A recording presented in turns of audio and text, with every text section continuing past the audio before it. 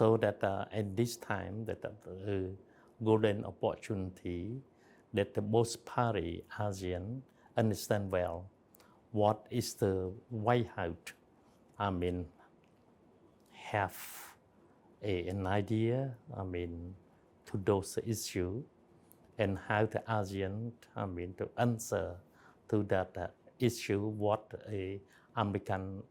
At the White House wished.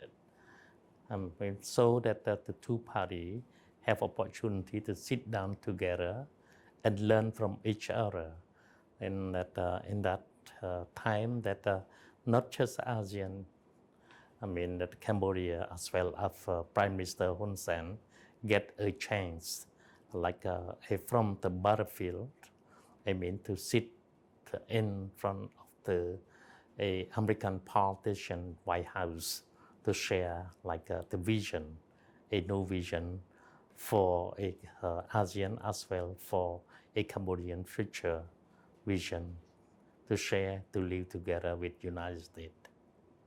And Cambodia,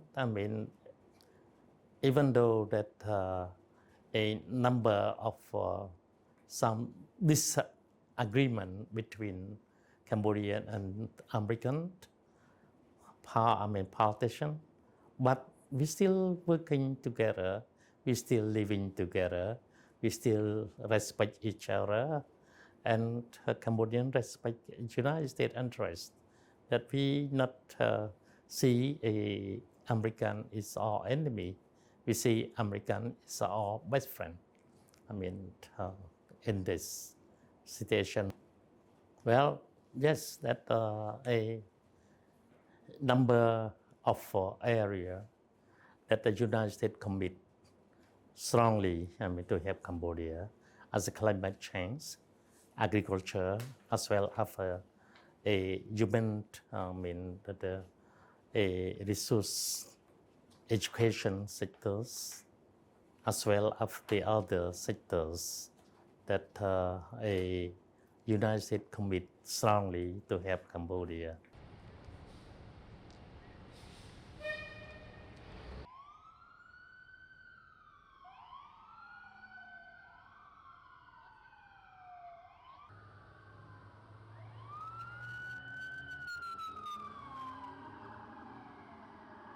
Good afternoon. I'm Larissa Bungo, Senior Advisor for the White House Initiative on Asian Americans, Native and Pacific Islanders.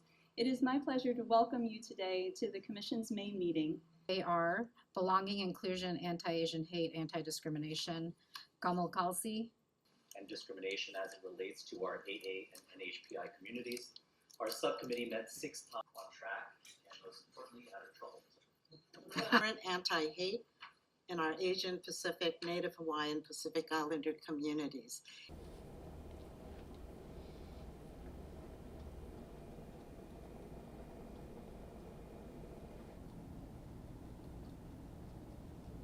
The principles for the U.S. is that it does not seek to contain China in a way that would lead to a conflict with China.